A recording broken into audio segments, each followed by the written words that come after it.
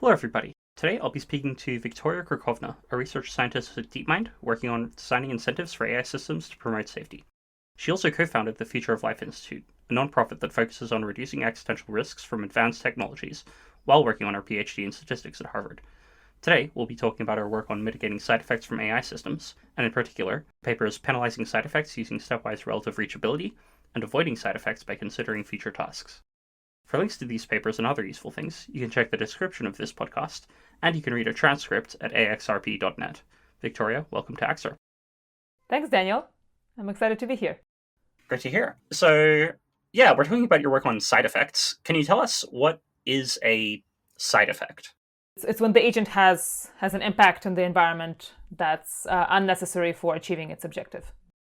So, kind of a classic toy example is if the agent's objective is to cross the room and there happens to be a vase in the middle of the room, then if the direct path across the room happens to collide with the vase and break the vase, then we would say that's a side effect. Because actually you don't need to break the vase in order to cross the room, because you could just go around it. So this is an impact on the environment that's unnecessary for achieving the objective of getting to the other side of the room. Okay, so I can see how that would be useful just for kind of the general safety of AI systems. One thing I'm wondering is, do you think, and if so, why do you think, that work on kind of mitigating side effects from AI systems will reduce existential risk from AI? So I think there are several possible answers to this. One way it's helpful is that we can think about like what are the kind of things that we are concerned about AGI systems doing that would be potentially catastrophic, and I think a lot of these things could be seen as side effects. For example, if you take the sort of classic paperclip maximizer scenario, then the concern is that like in its pursuit of the goal of producing as many paperclips as possible, so it will incur the side effect of converting Earth into paperclips. And a lot of these kind of catastrophic outcomes can be seen as side effects.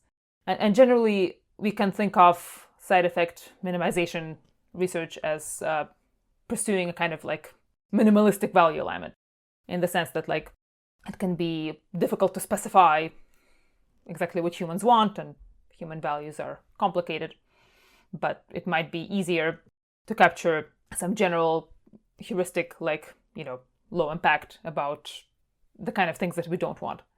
So even if the agent doesn't end up doing exactly what we want, at least it can avoid causing catastrophes like turning everything into paperclips.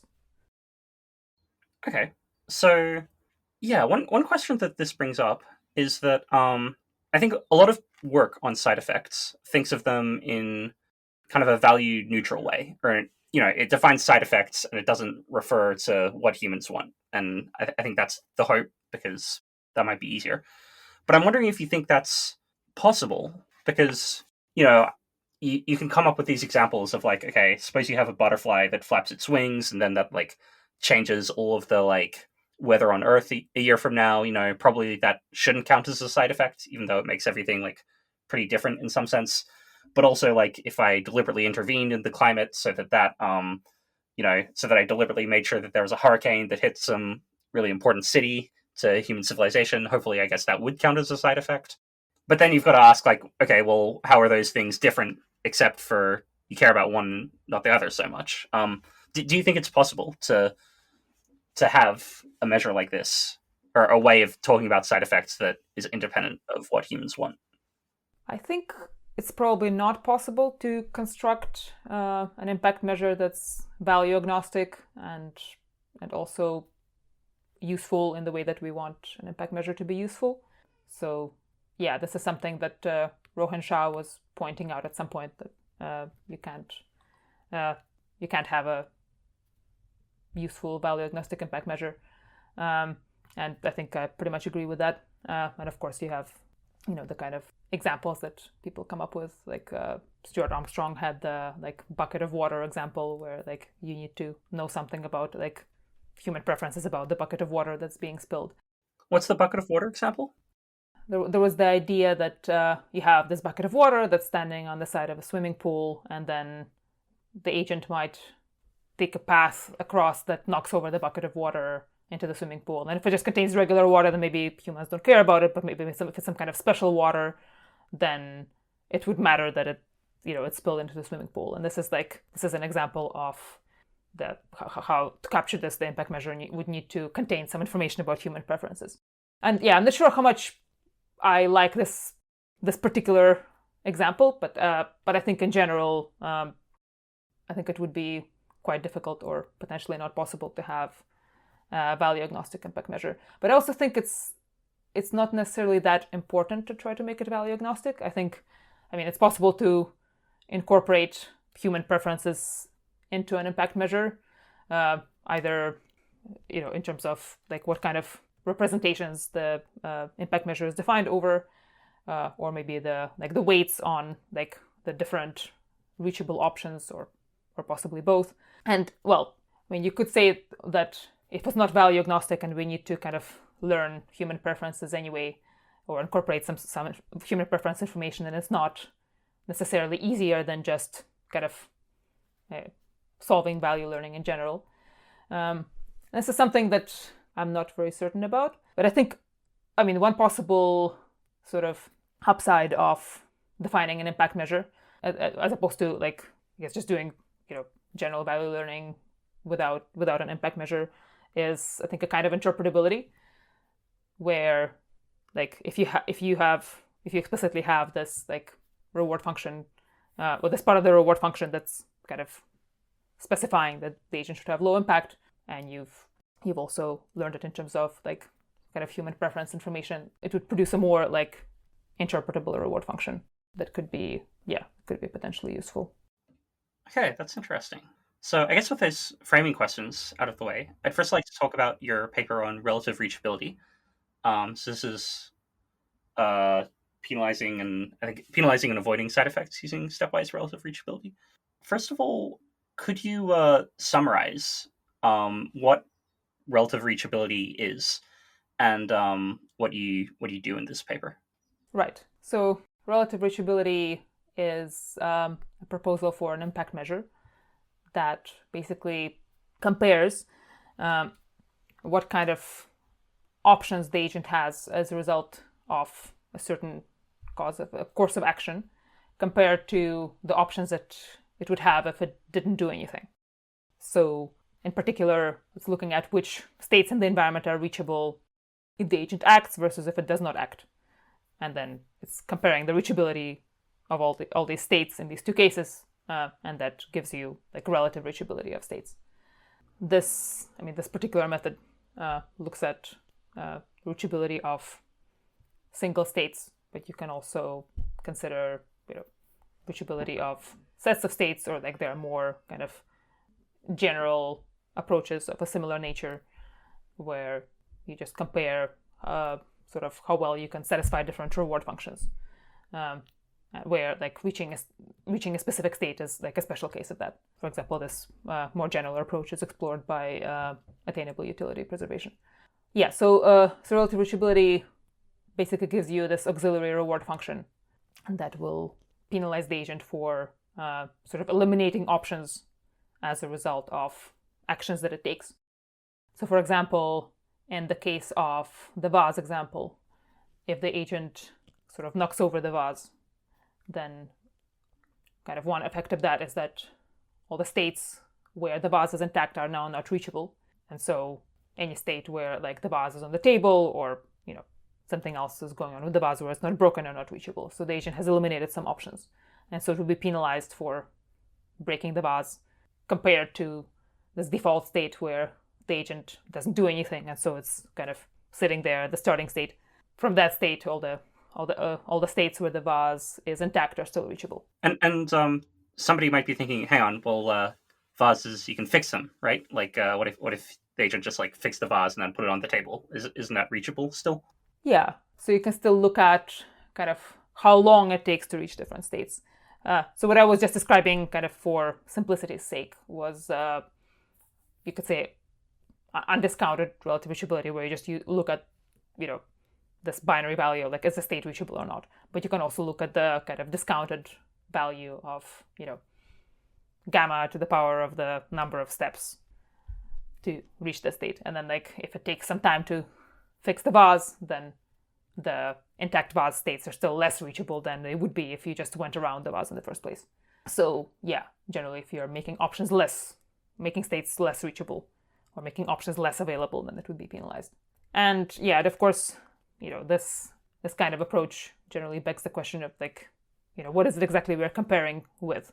Because you have this idea of inaction, like we're comparing to this counterfactual of the agent doing nothing. And in toy environments, this is kind of well defined usually with some sort of no-op action. But in the real world, doing nothing is not so well defined. So this is one of the kind of possible obstacles to really implementing this kind of measure in more realistic environments. But assuming that you have this sort of, inaction counterfactual, which the paper calls a baseline, then what you need to do is to define what I call a deviation measure from that baseline. And that's your kind of difference in the reachability of states in this case. Yeah, then that allows you to measure the impact that the agent has on the environment. In the paper, you run a bunch of experiments, right? Could you tell us a little bit about what you're doing there? Right. So there are a few grid world environments to test kind of different test cases. So the main one that tests for side effects is this environment with a box, where it's basically like a version of the Sokoban environment, where you also have boxes that you can push. And this box is kind of in the way when the agent wants to get to the goal. So the agent has to push the box out of the way. And the shortest path to the goal involves pushing the box into a corner, and then the box becomes irretrievable. And what we want to incentivize the agent to do instead is to push the box in a different direction from which it can still be pushed around into other places. So if you look at kind of a regular reinforcement learning agent, it will just take the shortest path and push the box in the corner. And even like a simple sort of like reversibility based impact measure is actually not sufficient in this case, because in this environment, no matter which way you push the box, you can't get to the starting state because the agent ends up on the other side.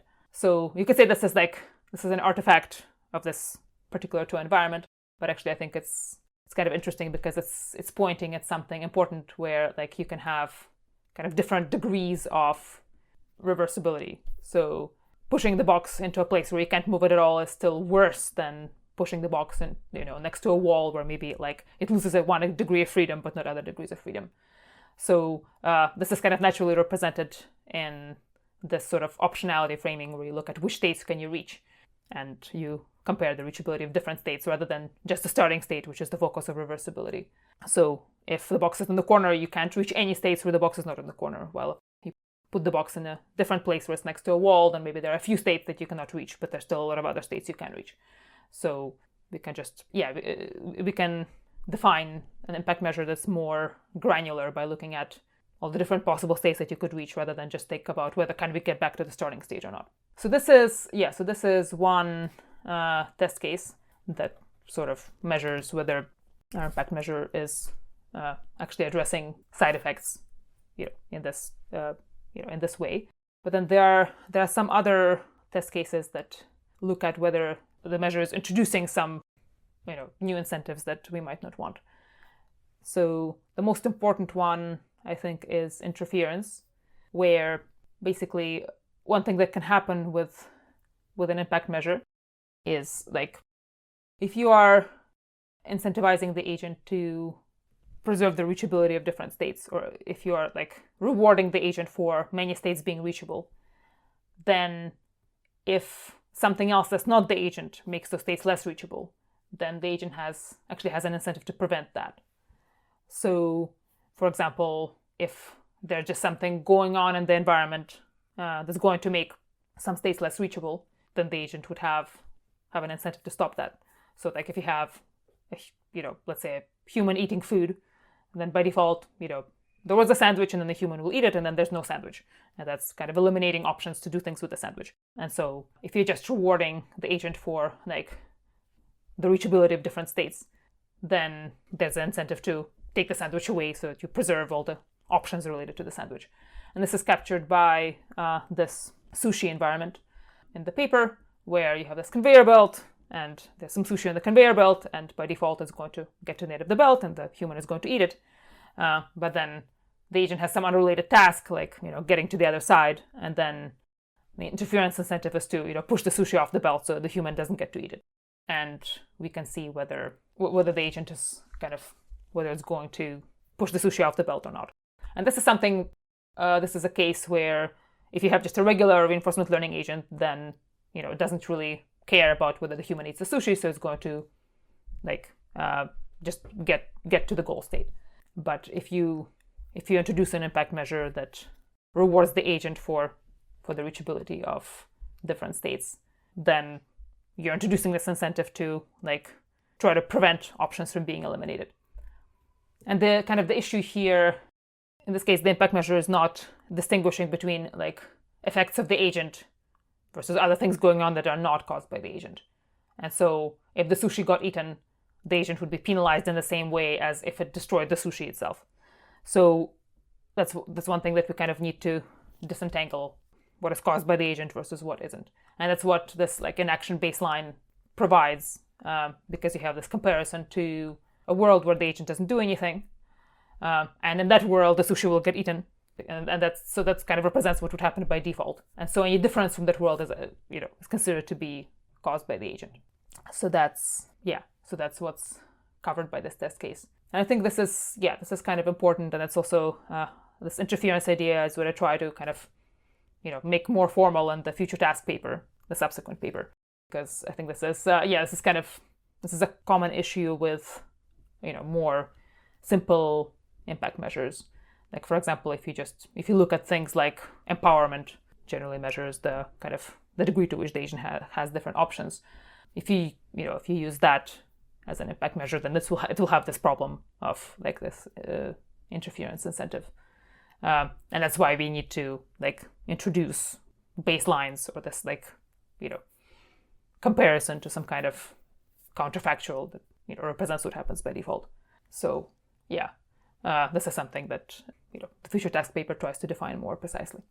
Yeah, and we'll talk about that more a bit later.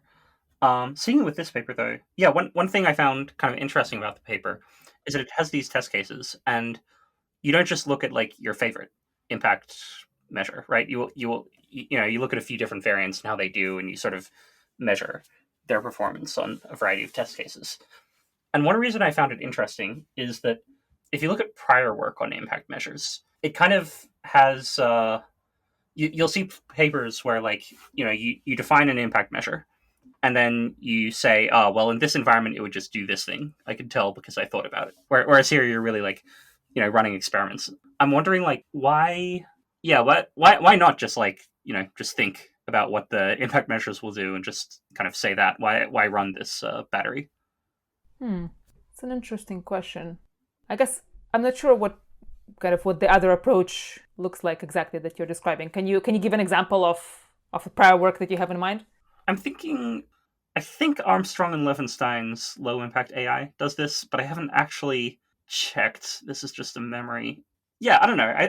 I think people would, you would produce maybe just blog posts or papers where you say, okay, well, if you take this impact measure, well, in this scenario, this action would have this impact, and this action would have this other outcome, and the impact measure will favor this thing over this thing, and you'll sort of say, well, okay, because of how I've constructed this environment, sort of by fiat, you'll just reason about it, kind of relatively informally, but still trying to be rigorous, rather than actually writing down some agents, and running them in a grid world or something. Right. Yeah. I guess when I think of the Armstrong and Levenstein paper, I think of it as exploring the idea of impact in a more kind of philosophical way. Yeah, I don't want to pick on them too hard. Yeah. I mean, it's an important paper. I think that's where this idea of comparing to an inaction counterfactual was actually first introduced, which is quite important. But I guess for me, when I was thinking about the idea of impact, I felt like I need to have a sense of like what would it do on a specific example, because otherwise it's not really grounded.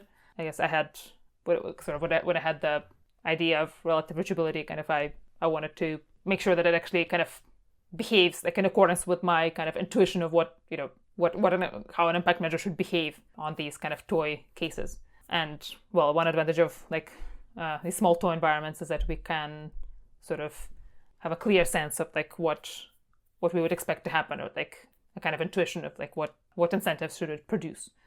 And we already had actually this Sokoban-like world testing for side effects in the AI safety grid worlds paper. So that was kind of a natural starting point to test the approach on that and see if it does the sensible thing, or like the kind of desired behavior of pushing the box to the right. And yeah, the other test cases with the conveyor belt were kind of trying to capture this this concept of interference that I had in my mind. Yeah, I mean, I think these sort of toy environments also have some downsides where like they might be sometimes too simplistic, or they don't necessarily like entirely capture the concept they're trying to capture. So for example, I think in the sushi environment, like technically it's not actually possible to get to the starting state, because even if you like push the sushi off the belt, then you can't get back to the configuration where the sushi is at the start of the belt and the agent is in the right place and so on. So actually the like reversibility measure doesn't end up like incentivizing the agent to push the sushi off the belt, even though we would expect it to do that, because the starting state is unreachable no matter what you do, and so that measure is just constant. So in that sense, this is like an artifact of the grid world environment that's not kind of quite demonstrating this interference incentive.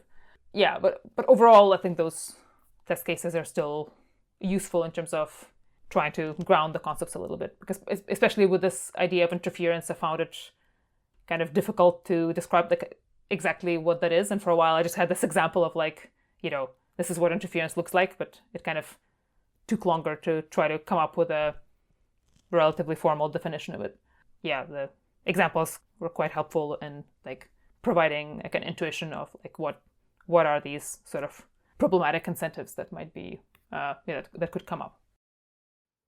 Yeah, I also think there's just an advantage in terms of like code. I think code does have a lower error rate than kind of reasoning. Like one thing I noticed when preparing for this episode is I read over this blog post I wrote a couple of years ago about test cases for these types of measures, and I actually wrote down a question about what relative reachability does in this one example that I had just borrowed from what I'd written in this old blog post.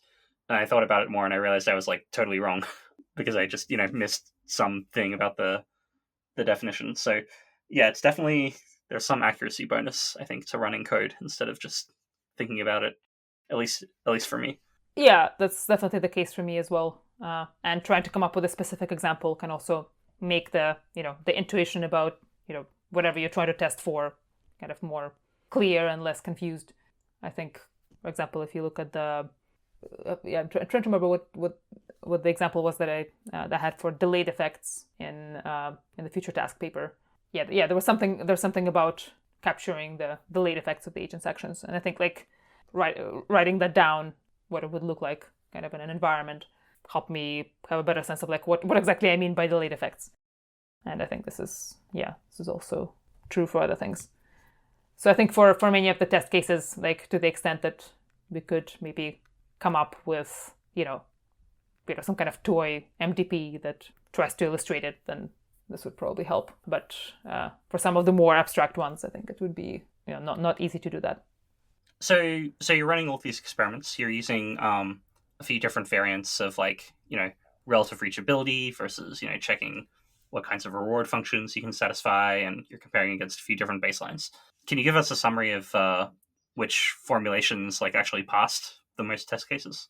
So before I go into that, I just wanted to mention that one of the test cases is like testing for this like undesirable offsetting incentive, where the agent's task is to get the vase off the conveyor belt so that it doesn't break, but then the agent has some incentive to put it back on to kind of, restore the world to its default state. This is still, I think, pointing at an important concept, but as I sort of describe in the future task paper, I have updated towards offsetting not necessarily being bad. And so there's kind of more nuance about this now, where you can have, good offsetting and bad offsetting. And in particular, an example of good offsetting is if the agent is correcting for delayed effects that it has introduced. So this also discussed in the future task paper. So the test case with the vase in the relative reachability paper is an example of bad offsetting. Yeah, that's kind of more something more complicated behind this concept now.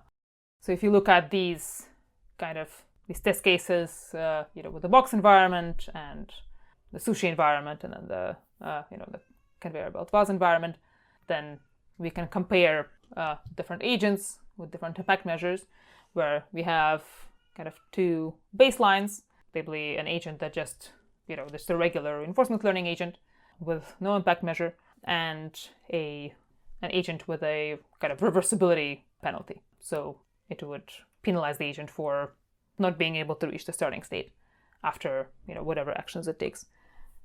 And what we find is that when we test these agents on the box environment, then basically they both take, they sort of take the shortest path and don't actually avoid, getting the box stuck. Yeah, I guess in the case of the reversibility penalty, this is pointing at this flaw where it doesn't distinguish between different ways to move the box, because neither of them allow you to reach the starting state afterwards. So it's not a very granular penalty. It only measures whether you can reach the starting state or not, but actually there's this different degrees of irreversibility that it doesn't capture. And so it doesn't actually incentivize the agent to avoid side effects in this case, or avoid getting the box stuck in this case.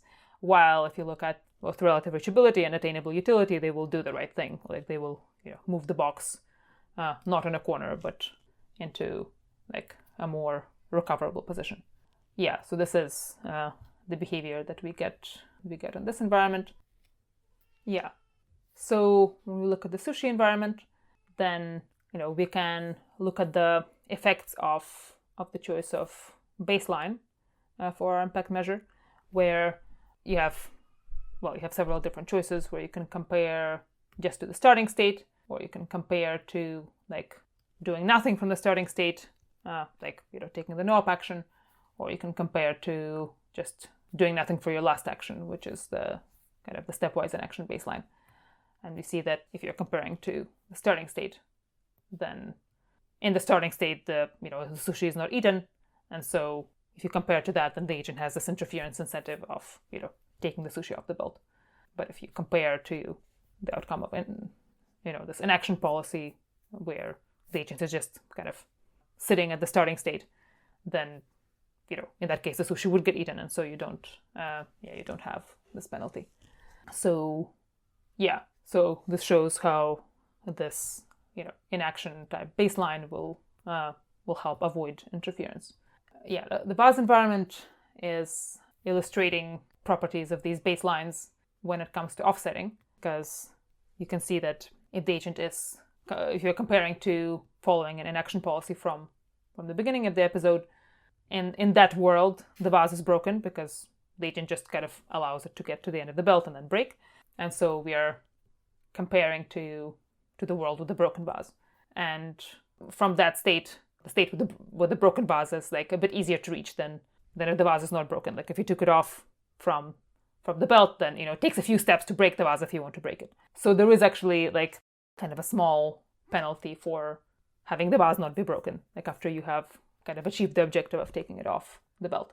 And so if you are sort of using a discounted measure, then this will incentivize this, offsetting of the outcome where the vase is not broken, where you put it back on the belt and then it breaks. And this is something that the stepwise baseline avoids, because once the vase is off the belt, then that becomes the default outcome, because then you just, you compute the baseline from there as opposed to from the starting state. And so then after that, you're kind of comparing to the vase not being broken. So this kind of does not give you this offsetting incentive, which is in this case is undesirable. So at the time when I wrote this paper, I sort of concluded that, clearly the stepwise inaction-based line is better than the inaction-based line because it avoids this undesirable offsetting. But actually, the future task paper kind of updates in this perspective, because you can argue that some kinds of offsetting are good, and the stepwise baseline basically doesn't allow for any offsetting, because after every action, the baseline, is computed based on the following state. Yeah, after the vase is off the belt, you just, that becomes the default. That becomes the kind of the basis for the baseline. And so basically, like, any offsetting would be penalized by a stepwise baseline, whether it's, favorable or not. So kind of what I end up concluding in the future task paper is that we probably want something more like the inaction baseline that is not stepwise, and then we can like get rid of undesirable offsetting in some other way. For example, in this in this conveyor belt vase sort of environment, you could view this offsetting problem as an issue with the reward function, where like you get a reward for taking the vase off the belt, but you don't get like a negative reward for breaking the vase afterwards. So the reward function doesn't reflect very well that like the goal state is the state where the vase is not broken. It just gives you this one-time reward for kind of rescuing the vase. While if you just had like a reward function that gives you a reward for every state where the vase is not broken, then breaking the vase would give you a negative reward, and that would kind of address this. So you could, from this perspective, you could say that this is something that maybe the reward function should capture, because it's about like what are the effects of achieving the task that you sort of want to you want to keep, or that you don't want the agent to undo those effects. And that reward function. So this is a reward that just gives you a reward anytime you push the vase off the conveyor belt. Yes. Well, if that's right, yeah, it sounds like you want to push it off and then push it back on, and then push it off and then push it back on, and then push it off like so many times as possible. Yeah. So right? actually, I think the first time that I made this environment, it had this sort of like gaming behavior of putting it on and off, and so like basically this was fixed in a kind of hacky way where like if you put the vase back on the belt, then you actually can't take it off again, because then the vase is kind of ahead of the agent, and so the agent can never catch up. But this is a bit of a hack, and if the environment was more realistic, then the agent would probably like be able to push it on and off. So this is I think this generally pointing towards this reward function just not being very well designed.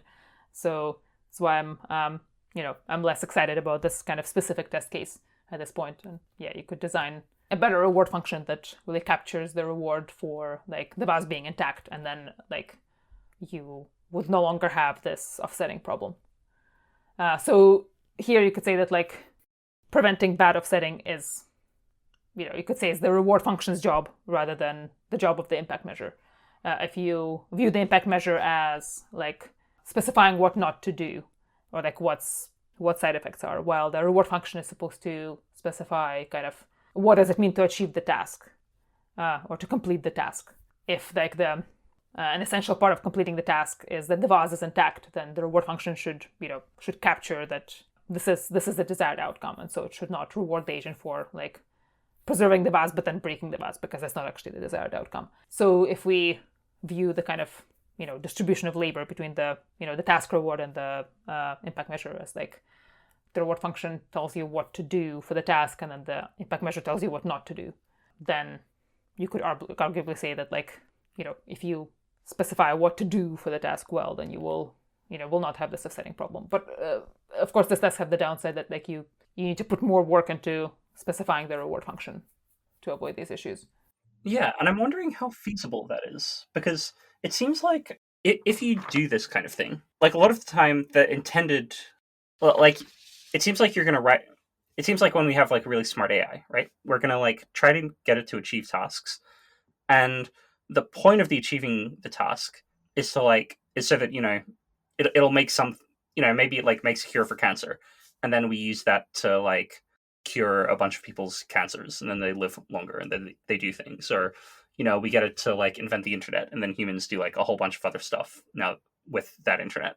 In those cases, especially in the cases where you're setting up some general purpose tool that like will probably be pretty useful, but maybe there's some way that the agent could trickily make it so that it does like technically what we want, but actually like we couldn't use it to do anything it seems really hard to kind of specify in the reward function all of the like really good consequences we want from inventing this like useful thing.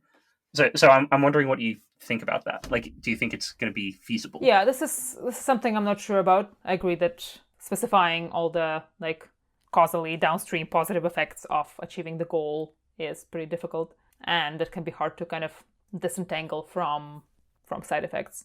Like I think you have this one of your test cases is this like nuclear safety example, or like we have like the agent sets up this nuclear power plant, but then like one of the effects of the setting it up is that there's some pollution, and then like you want the agent to clean up the pollution. And so like here we would say that this is not one of the intended effects of building the nuclear power plant.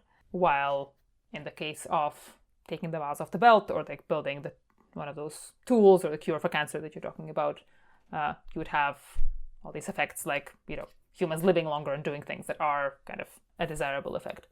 And yeah, this might be something that like where you would need to incorporate some kind of human preference information to get it to work. Or, it's possible that like one way of handling this is after the agent gets to, some kind of task completion state, if there is such a thing, then you can like reset the baseline at this point. And so you have like, you could have like a partially stepwise baseline in this way. But this all feels a bit hacky, and I don't really have a good answer. I think this is one of the kind of open problems in how to define impact measures in practice, or even theoretically. I guess like what I point at in the future task paper is more like an issue with a stepwise baseline that makes it kind of not the right choice.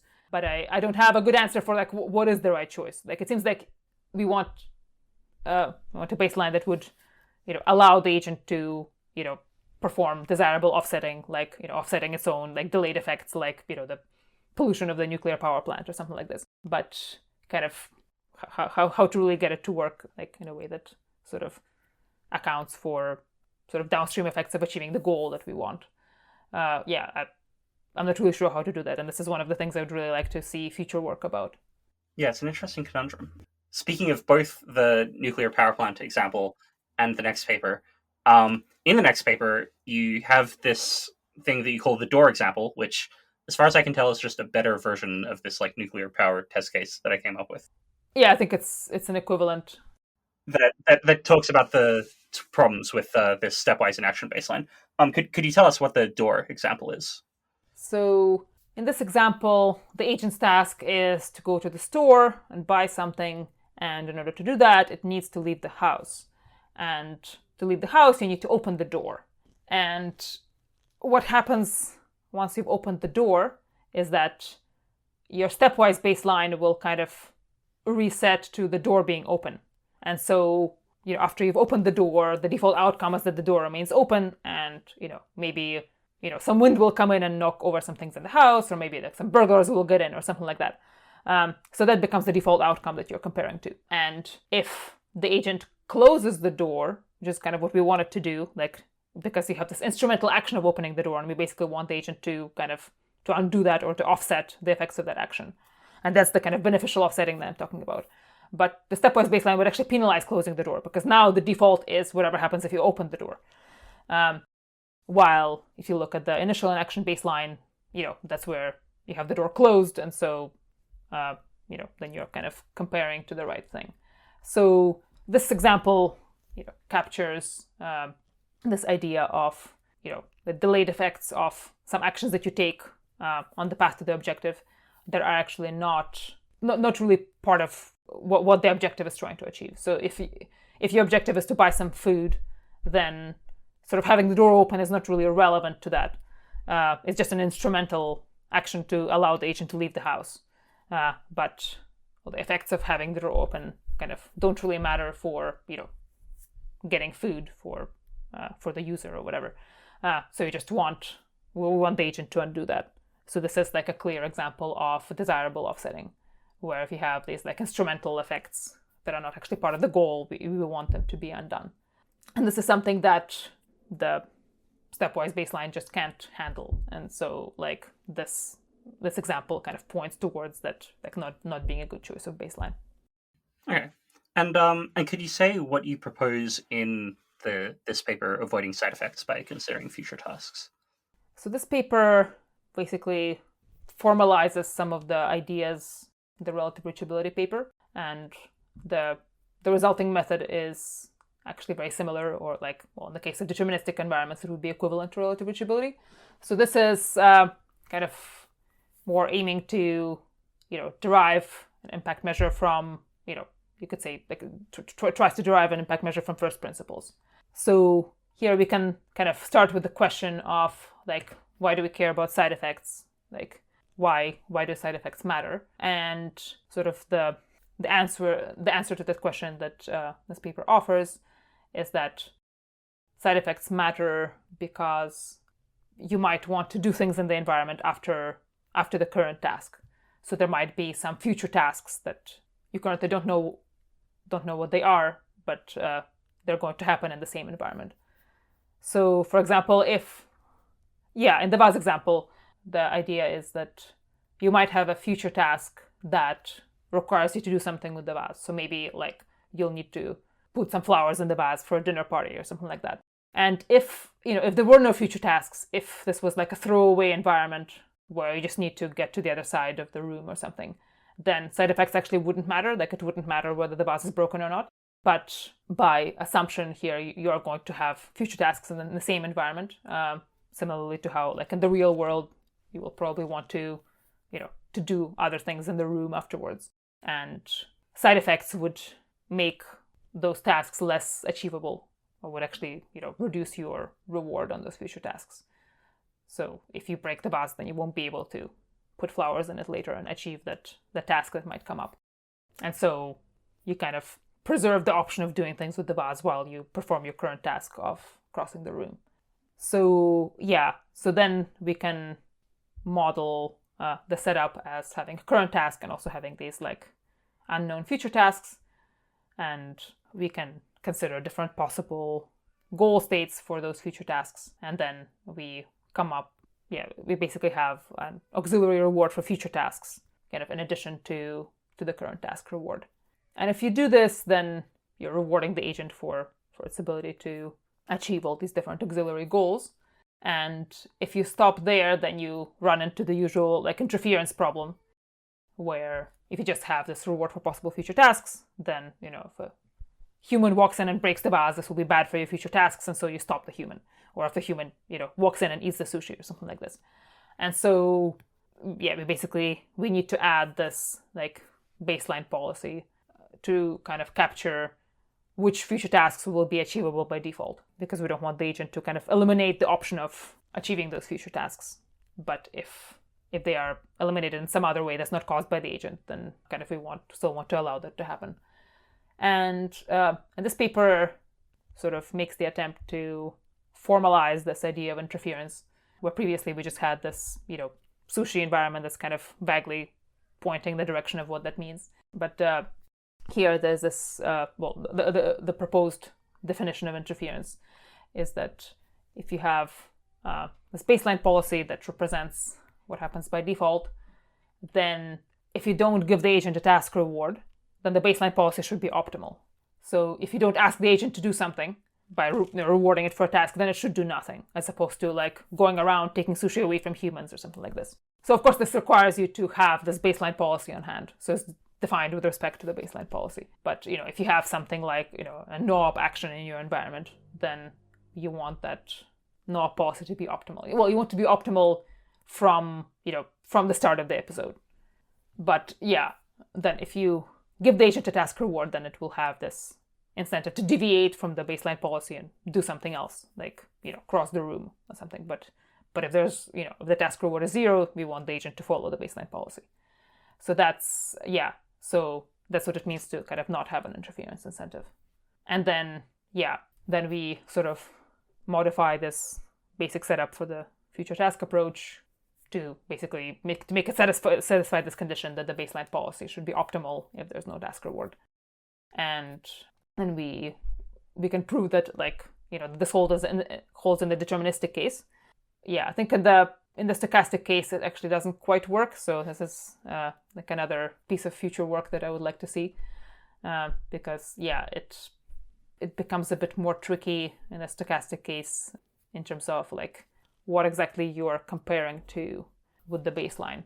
Because if you have this situation where like the human walks in with like 10% probability and eats the sushi, then in the cases where the human would have walked in, we don't want the agent to take the sushi away. But if the human was not going to walk in, we don't want the agent to destroy the sushi. So that like that would still be a side effect. So it's like you want to compare to a specific counterfactual as opposed to like an average over counterfactuals.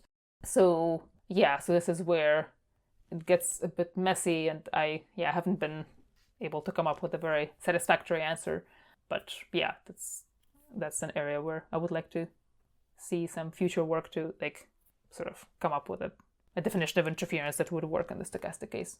Like what I propose in the appendix is like conditioning on the random seed that in order to give you like a kind of a specific trajectory of the baseline policy that you would compare to. But yeah, that's not very satisfying. And like, I mean, it works in a simulated environment where you have a random seed, but like it's unclear how it would kind of generalize to the real world. So yeah, this is kind of an open question. But at least in a deterministic environment, you can show that this method avoids interference. And this method, sorry, I think you said you made some change to the future task reward to have it avoid interference. Sorry, what was that change? Right. So what we do here is we introduce this comparison to the baseline policy, basically by comparing to a reference agent on this future task. So when we have a future task, then we have our agent that's kind of starting from whatever state it got to in our environment in the current task. Like after it's taken some steps in the current task, we can see like how well can we do in the future task here, and we kind of compare this to like how well will this reference agent do on the future task if it starts from this like baseline trajectory. And so like for example in the sushi case, the reference agent would have just allowed the sushi to get eaten, and so the reference agent would not be able to complete any future task that has to do with the sushi if the future task is, let's say, to put the sushi somewhere else. And so like the way we set this up here is that our agent only gets the reward on the future task if the reference agent can complete the future task. And let's say if our agent gets the goal state of the future task in this kind of in this hypothetical setup, because I mean we don't actually deploy the agent in the future task, but we kind of imagine our agent acting in the future task. And so if it gets to the goal state and the reference agent is not there yet, it kind of has to wait to get the reward. So this is sort of trying to capture this idea that you can't do better than the baseline in terms of getting this future task reward. So it's kind of like the baseline is kind of like filtering out, for example, the sushi task, because it would not be achievable by default. Because if the agent did nothing, this task would disappear. And so this is kind of basically it's modifying the value function of this future task for our agent so that it doesn't actually get reward for these sushi related tasks, for example. Okay, so this sounds kind of similar to Alex Turner's idea of attainable utility preservation, where you're trying to avoid changing the ability of the agent to do various to succeed at, I guess, various reward functions. How is it different, or is it kind of a different spin on that idea? I would say it's basically a different spin on that idea. I mean, like relative reachability and attainable utility and the future task method, like you could say different variations of the same idea. So attainable utility preservation uses a stepwise baseline, which, as I said, I kind of no longer think is a good idea. But of course, you can just use it with a different baseline because those are kind of independent design choices.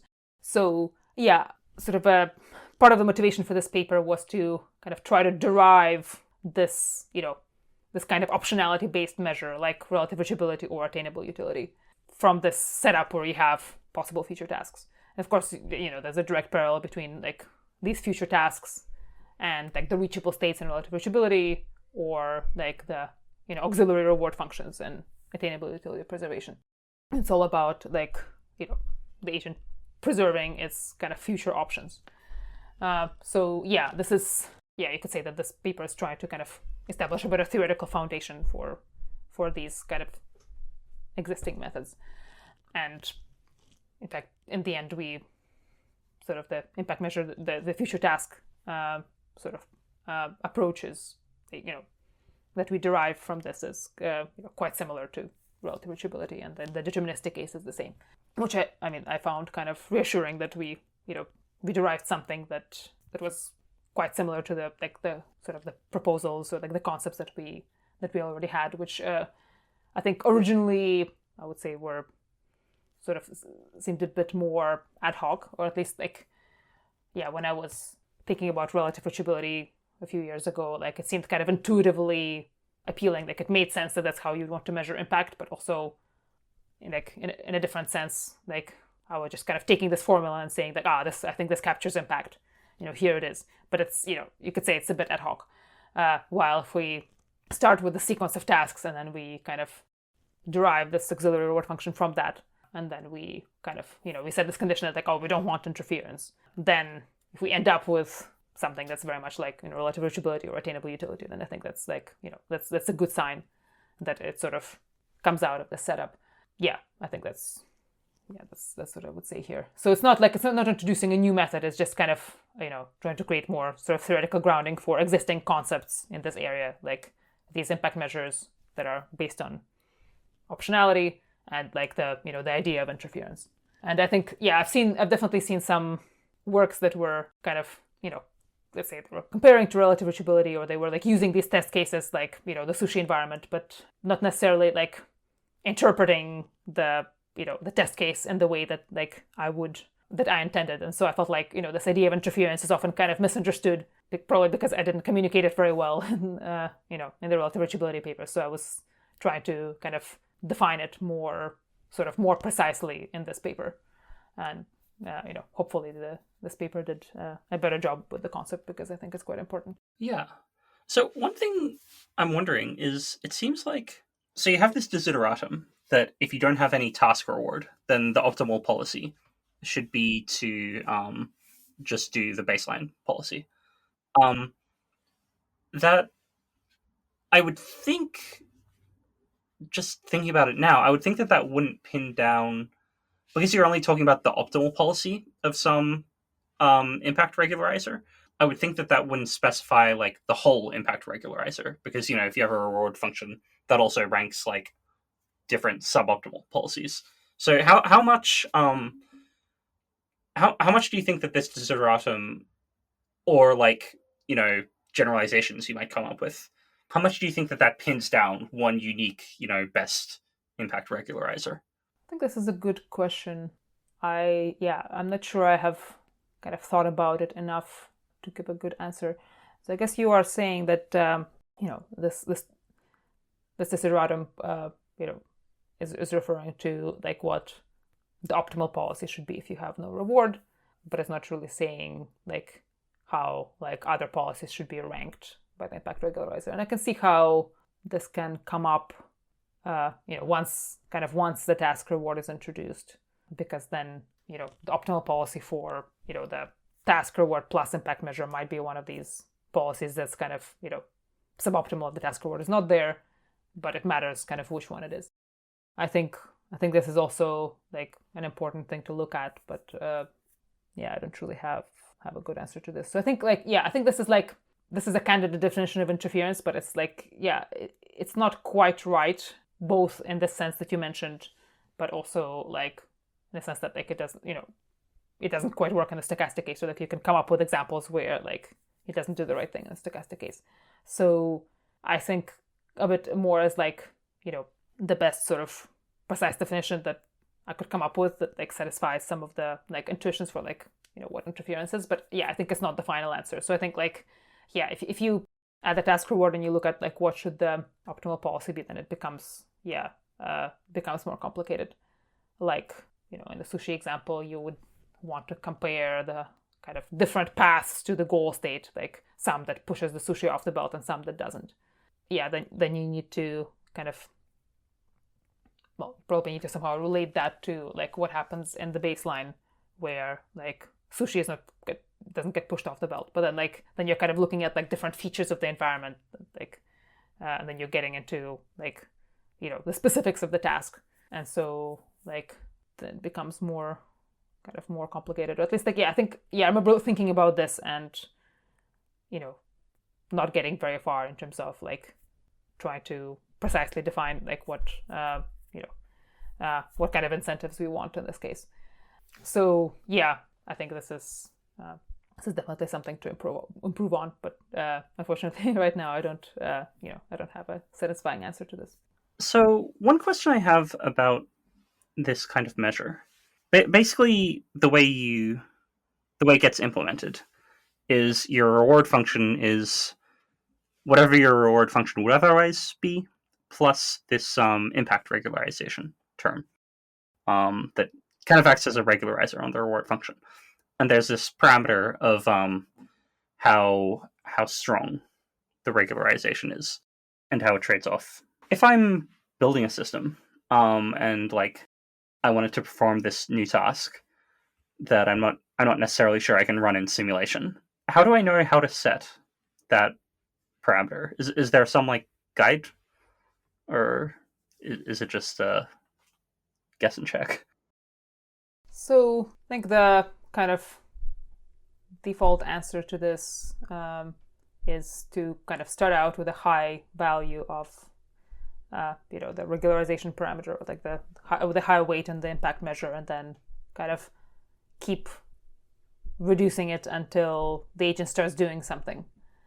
Because if it's very high, the agent will do nothing because the impact penalty is sort of much higher than the task reward. But then as you decrease it, you will hopefully get into the region where the agent does something useful and avoids side effects before you get into the region where the agent just pursues the goal and does not avoid side effects. Because if your impact penalty is too small, it might not be worth it for the agent to avoid side effects. So this is kind of an ad hoc way to do it, and it might not necessarily work because depending on like your kind of step size in this process, you might kind of jump over that region. I mean, part of the assumption is that there's like a broad range of this kind of regularization parameter, or like this weight of the penalty weight that will allow the agent to pursue the goal while avoiding side effects. So for example, I think in the box environment, we noticed that there was a range of values for the parameter that you're likely to find that region before like your penalty weight becomes too small. Whether this generalizes to kind of more complex environments is not clear. So I think in practice you would probably tune this parameter on simulated environments that are kind of close enough to where you're thinking of deploying the agent. But I think so far this is not, of course, not a very satisfying answer to kind of how to pick it. But this is one way that you could go about it. Another question I have is that a lot of these measures depend on something like a state representation. So reachability, for instance, it kind of depends on how you're representing the state. For instance, if reachability in the real world meant you have to return all of the air molecules to the exact same positions as before, that clearly wouldn't be feasible. And similarly, in these future tasks based measures, right? There's a dependence on which future tasks you're considering. So I'm wondering, like, in practice, when we if we actually build advanced systems like this, how strong do you think the dependence is going to be on this I guess you could call it generalized state representation, and how hard do you think it will be to get it right? So I think in practice we're going to need some kind of state representation that captures variables that are important to humans, or that is like on this higher level of abstraction than positions of specific molecules. So I think when I was thinking about this before, my conclusion was that we want our state representation to be like as coarse as possible, as long as it can still capture differences in in the human reward function. So I mean, in the extreme case, if if you have this like trivial state representation where everything is the same state, then like this would not kind of capture, that maybe we like green vases more than red vases or something. So we would want a state representation that distinguishes between green and red things. But maybe we, our reward function doesn't really care about like the exact position of the molecules in the vase. So I guess my hope is that if you just have an agent that learns how to act in the world, it will like learn these kind of features based on like pursuing tasks assigned by humans, and then maybe we can use those features to like define an impact measure over them. So if your agent kind of is trained to like be some kind of household assistant that walks around the room and like interacts with objects and so on, it will develop representations about like here are these different objects kind of somewhere like in the higher layers of the neural net or something. And then like if we can use those representations to like to give us some set of high level features, like the vase is green versus red or whatever, then like combinations of those features could be used to define the like possible goals, like auxiliary goals in the impact measure. So we would want the impact measure to be based on these kind of representations rather than something very low level. But yeah, I haven't really played around with trying to implement something like this, so I'm not sure how difficult it would be or to what extent it's practical. But yeah, I think something like this is what I have in mind. Okay. And earlier on, so you mentioned that probably it was going to be desirable to somehow incorporate human preferences in the feedback, in the impact measure. Is this how you expect that to happen? Or do you think there are other ways in which you could incorporate human preferences also? So I think this is kind of the main way for it to happen. I think another way that human preferences could come in is in terms of the like weights on different possible auxiliary goals, because you don't necessarily need to kind of value them equally. If if you think that like some future tasks are much more likely than others, then you have a higher weight on that future task. And if some auxiliary tasks are like more important to humans, then it could potentially be incorporated into the impact measure through these coefficients. But yeah, if we have state representation that sort of captures these human relevant features, I'm not sure whether we would need this other thing with kind of weighing different tasks differently. I think it's could plausibly be sufficient because it's already defined in terms of like human relevant variables that the system has learned in the course of like developing its capabilities in the environment. But yeah, I'm not sure like whether it would be sufficient in practice though. So that's something that like would be interesting to see some work on that. I guess so far, like the most complex environment that impact measures were tested on was safe life, with some encouraging results. But I think it would be interesting to see it on like somewhat more kind of real world like environments that are not good worlds, like something like DeepMind Lab or like one of those things where like the agent walks around a room with walls or whatever, and different objects.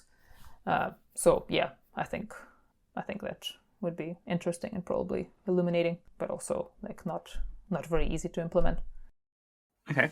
So again, speaking of how these would kind of get implemented in practice, you've mentioned that that there are still some problems that need solving here. This isn't like a done research area. Do you think that if and when we get kind of the best impact measure, or an impact measure that is we're all finally satisfied with, do you think that'll look like very similar to an existing proposal, or do you think that we'll have to like have like really new reimaginings of what it would look like? So I guess if I imagine like the best impact measure that we could come up with, I would be surprised if it didn't include the idea of optionality in some way. So in terms of what it's like, how it's trying to capture the concept of impact, I would expect that like the change in the available options would turn up in some way. So I guess I'm kind of maybe more confident about the sort of like deviation measure side of the current approaches sort of sticking around. Yeah, I wouldn't be surprised if this better impact measure has some different kind of baseline that we haven't come up with yet, because the current answer, like the current proposals, don't seem very satisfying to me because they all have some downsides. I mean, it's also possible that there isn't really good answer for like what the baseline should look like as well. So that's something I'm not certain about. But yeah, I would expect optionality to somehow turn up there. So I guess now I want to ask a bit more about future work. What subproblems of side effects research are most interesting to you right now? So I think this question about like, the choice of baseline for the impact measure, I think is still very much an open question, because kind of the current proposals are all somehow unsatisfying. And I mean, for a while I was thinking that like, the stepwise baseline is sort of the winner, and you just need to like, you still need some way to like actually define what this baseline policy looks like, which, in many cases is not obvious. So I think that's like, that's still an open question. But now there's also the question of like, if we're not using the stepwise inaction baseline, then should we be using, some version of the initial inaction baseline that starts from the starting state? Then like, how do we really make it work? And I mean, if you just compare to the inaction from the beginning, then there are some issues with that as well. So it's also not entirely a satisfying answer.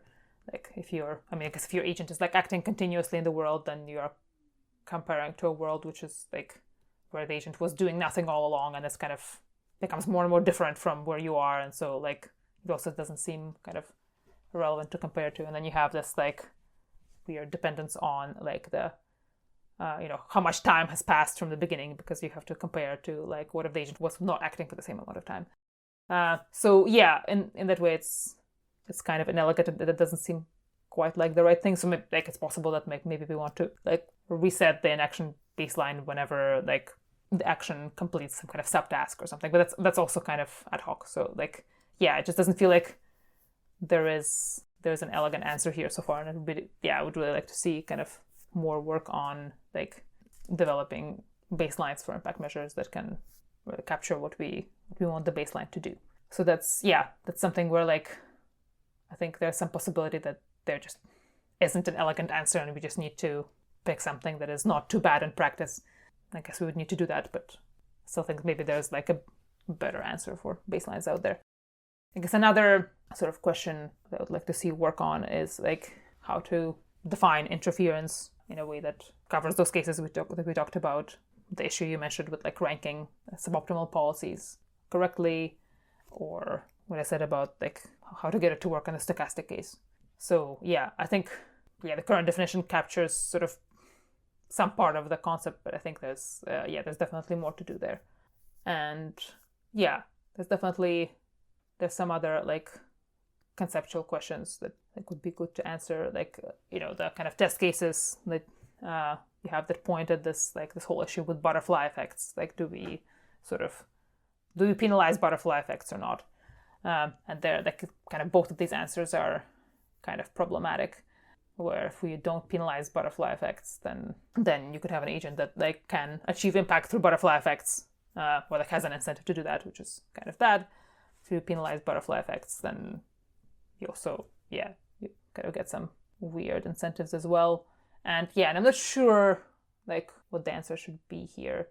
Like one thought I had was that like we probably don't want the agent to cause butterfly effects, even if they're beneficial, because this makes the agent's actions less interpretable to the humans. So like if we want humans to understand what the agent is doing and why, then like we like I mean hopefully if we have a way of like incentivizing the agent to be more interpretable, then this could already like reduce the incentive to cause butterfly effects, because like if you had behaviors like I gave Charlie some apricots for breakfast, and even though Charlie wants biscuits, then you could say like why did you do that? And then if the agent is giving apricots so that Charlie would vote in a certain way, then like this is not very understandable. And so like it's possible that making the agent more interpretable would make it act in ways that like humans can model, which would get rid of butterfly effects. I don't know whether this actually works, but I think this is maybe a possible thing to think about. But my current sense is that like overall we don't want butterfly effects, but also I feel like we don't really have a good definition of which effects are butterfly effects and which aren't. So like I think this whole area is kind of fuzzy, and like some of these concepts could use some some pinning down as well. So that's I think this could be an interesting direction of future work. I mean, yeah, and of course there are things to do in terms of like implementing impact measures in more realistic environments and maybe like partially observable environments, and defining them in terms of like the agent's higher level representations and so on. But I think, for me, like I think the conceptual side of impact measures is like what I'm most excited about, because I feel like this has been kind of one of the major contributions of the work in the space so far, is kind of clarifying some of these concepts about like what we want the agent to do or what we don't want the agent to do, like the idea of impact and the idea of interference, which I think has a lot to do with things like human autonomy. That's also kind of quite important to us. And I think this sort of conceptual work that's been going on in impact measures, even if they're never like actually implemented or like used as an auxiliary reward function for AGI, I think that's quite useful for like understanding like what this corner of like human preference space kind of looks like, and what are kind of possible trade-offs between different things that we might want.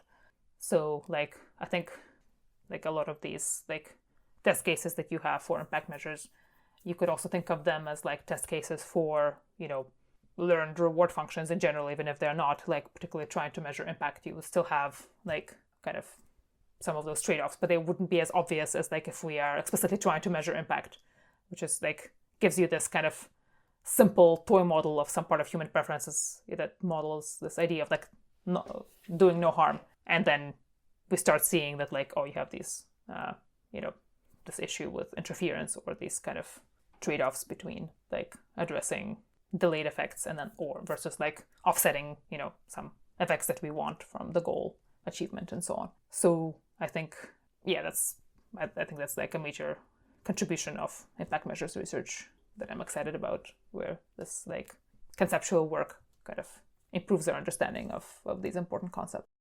Okay, so you mentioned you were excited for some conceptual work basically to be done. I'm wondering if there are any experimental results or empirical questions that you think are pretty important for side effects research.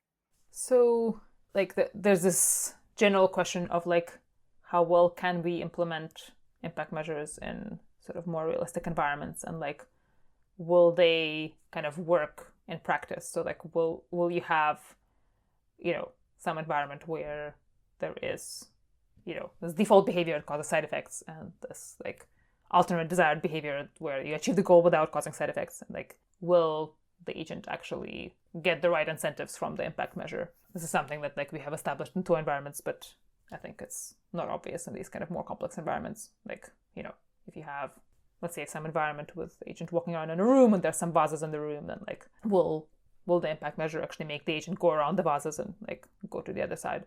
So if you have like a more realistic version of toy box environment, then do you still get kind of similar results if you have like the kind of scaled up implementation of an impact measure that you would need to be able to function in that environment? So I think that would definitely be good to see. If the environment is like, let's say, partially observable, then like will the impact measure still work, and so on. And I think like once we have sort of these basic experiments working, this more like scaled up implementations of an impact measure, this idea of like crossing a more realistic room that I just described, or like if you have some kind of household robot that's supposed to like cook dinner or something, then like will it avoid breaking dishes or things like that? Then I think we can start looking at implementing the more interesting like corner cases, push the limits of this like implementation of the impact measure. But I think right now I think we still don't have these kind of tests, like basic tests on more realistic environments. And I mean, we do have some more like some as a scaled up implementation of like attainable utility that works in safe life. So I guess the natural next step would be to try to get that to work in a more realistic environment. So I think that would be interesting to see. Okay. So one question that I'm interested in is I guess people start working on AI safety because they see people working on AI and they think, your research might have some negative side effects, one might say. I'm wondering, the research you're doing, suppose that turned out to have like pretty bad consequences, and they're not allowed to be like, oh, it didn't pan out, and we used a whole bunch of time. They have to be like, as a result of this research, something bad happened. What do you think the most likely story for large negative consequences from this work is? Victoria would also like to mention that if we don't manage to eliminate the interference incentive, then the agent may have an incentive to gain control of its environment to keep it stable and prevent humans from eliminating options, which is not great for human autonomy. I think one possible bad outcome is like a false sense of security, like if someone implemented an impact measure and it kind of seems to work in practice, and then somebody ends up deploying AGI with that impact measure, and it finds a way to like game the impact measure, or it doesn't cover some important cases, and like it sort of causes some bad outcomes where maybe like if the impact measure was not implemented, then maybe the designers would be more careful to put in some other safeguards instead. So if it displaces some safeguards that could be like more useful in those in that particular like deployment scenario, then yeah, I think that could be an issue. Or yeah, if your impact measure is somehow misspecified, that it kind of captures the idea of impact sort of poorly in practice, and then like you end up with sort of bad incentives for the agent. I think there's there's other possibilities, okay, maybe other variations on that, where like we have identified some sort of poor incentives that impact measures can introduce, like the interference incentive, and we've also thought about like some bad kinds of offsetting that we might want to avoid. But there might be other issues that we haven't thought of that this kind of auxiliary reward could introduce that like wouldn't be there otherwise. I mean, I'm not sure how likely this is, but yeah, it's possible that kind of we haven't covered all the bases. Yeah, I guess that's an advantage of testing and, I don't know, safe life for more realistic examples. Is like maybe you can see these things that you wouldn't necessarily have thought of. Yeah, and I think it would definitely be useful to come up with more test cases that sort of capture our intuitions for like how we want the agent to behave if it has this impact measure, and yeah, to be able to kind of catch these issues, while we're testing these methods. And so far, we still don't have that many test cases, even in these two environments. And yeah, if you have like variety of like more realistic test cases, you will probably help identify some trade-offs between like desirable properties of this this auxiliary reward that we might not have thought of. So yeah, I think that would be helpful. Okay, so we're about at the end of this episode. If listeners are interested in following you and your work, and maybe seeing new exciting results on side effects, how should they do so? So yeah, the default place to go is my website at Krakovna.wordpress.com. So that's where I list my research papers, and also I publish blog posts on AI safety. In terms of my kind of research trajectory, I've been shifting towards like thinking about designing agent incentives more generally, sort of broader than the work on impact measures. So, for example, I was working on reward tampering last year, and I'm kind of thinking about incentives more generally these days. So I'm not sure how much I'll be working specifically on impact measures going forward. But if you're interested in generally this type of work, then yeah, definitely check out my website and my posts on the alignment forum. All right. Well, thanks for joining me. Thank you. Yeah, this has been fun. And to the listeners, thanks for listening, and I hope you join us again. This episode is edited by Finn and Adamson. The financial costs of making this episode are covered by a grant from the Long-Term Future Fund. To read a transcript of this episode, or to learn how to support the podcast, you can visit axrp.net. That's axrp.net. Finally, if you have any feedback about this podcast, you can email me at feedback@axrp.net.